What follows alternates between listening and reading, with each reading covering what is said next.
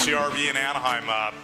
If you own a Class C motorhome that's a few years old, everybody's got this fear. They all like to collect water up in the front. So this is one of them. And so what we've done is we pulled the skin off, and the customer just thought it would be really minor.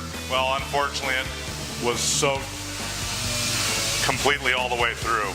So what we've done is we've taken the front end off, rebuilt the skins, recovered the inside with a new upholstery, and now we're putting it back together and going to put the new skin on top of it and seal it and caulk it up.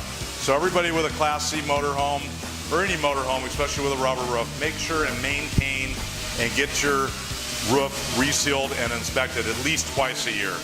And we can help you with that. So come see us at OCRV.